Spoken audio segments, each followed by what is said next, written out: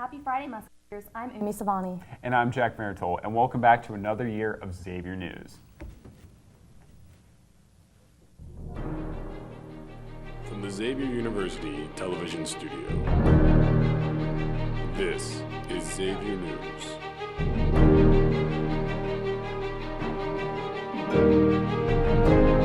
And in our top story from national news, 4 days after the haunting the nation with the latest mass shooting incident at the U.S. Navy Yard in Washington, D.C., police and FBI officials are still analyzing exactly what led gunman Aaron Alexis to unleashing a 30-minute shooting spree, killing 13 people and wounding many more.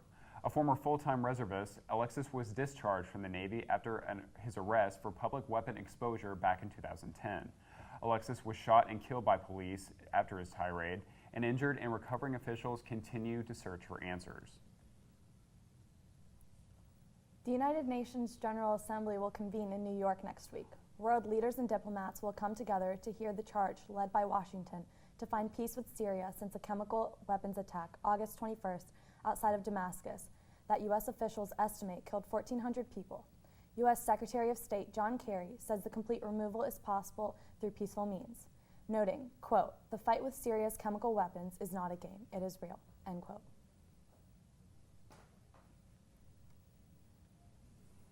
To the Content Learning Commons this year, the change in hours of operation, effective August 26, reduces the 24-hour multi-purpose study area to 1 a.m., 5 days a week.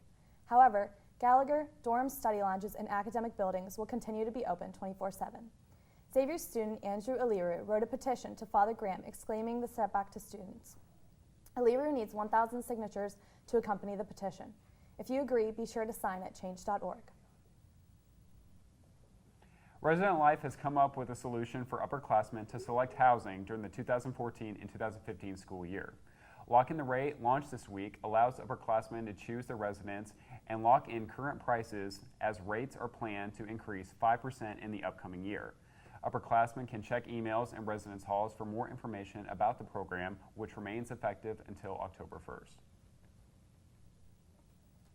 Earlier this week, Apple released new iOS software for download. People everywhere rushed to update their phones. So far, no major bugs have been found within iOS 7. This is part of the new stream of Mac products. iPhone 5S, which comes in silver, gold, and space gray, and the 5C, which comes in green, blue, yellow, pink, and white, is said to be available for pre-order later this month.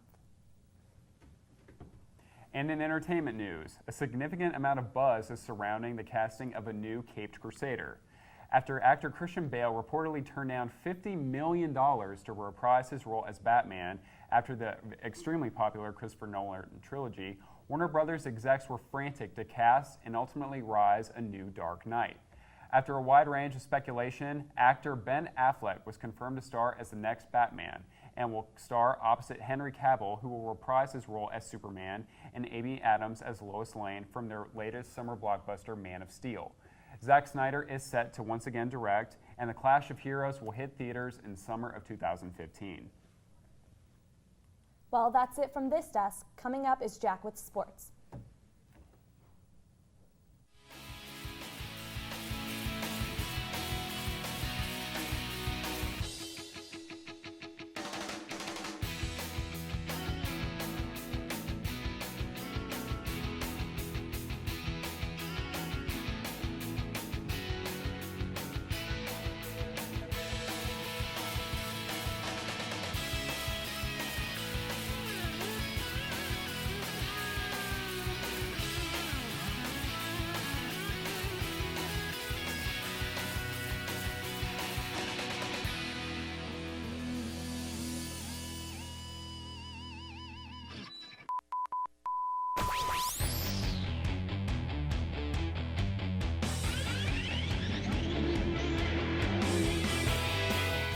Hello everybody, and welcome back to another year and another edition of the Xavier Sports Report.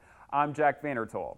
Now, according to campus athletics website GoXavier.com, the Xavier Musketeer women's soccer team opens a two-match homestand with local rival Northern Kentucky, which starts tonight at 6:30 p.m. at the Xavier Soccer Complex.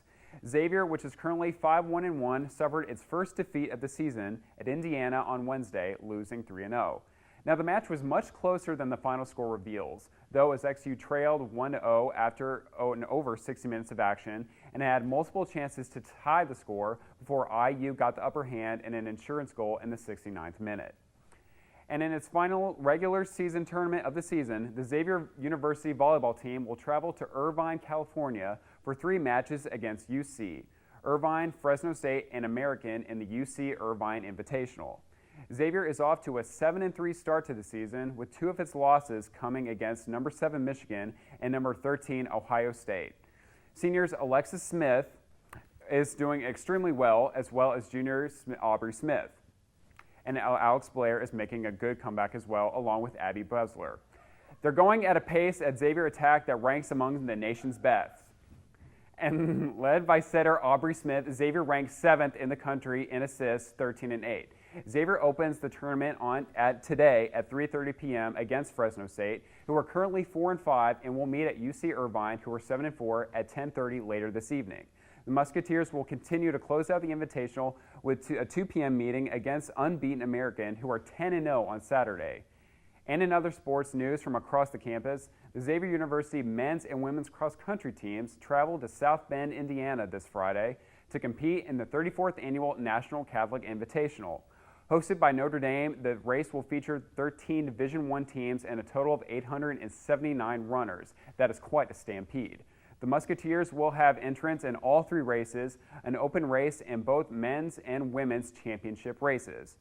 Now, riding a 3-match unbeaten streak, the Xavier men's soccer team will travel to Springfield, Massachusetts to take on the Bears of Missouri, to take on the Missouri State of Saturday afternoon. The match is slated to start at 2:30 p.m. And finally, the Xavier women's golf team is set to participate in their second event of the 2013-2014 season at the Yale Intercollegiate, beginning on Friday, September 20th, and ending on Sunday, September 22nd. The competition field includes schools Rutgers, Dartmouth, Penn, Seton Hall, and of course Yale University. This tournament is the second leg of a 5-event fall slate for the Musketeers after this weekend. Xavier will host the LPGA Xavier Invitational October 5th through 7th in Daytona Beach, Florida, before heading to Hickory, Indiana for the Indiana Invitational October 19th and 20th. And that wraps up another edition of the Xavier Sports Report. Best of luck to all of our competing Muskies this weekend. On behalf of Umi and myself and everyone here at the studio, it's great to be back.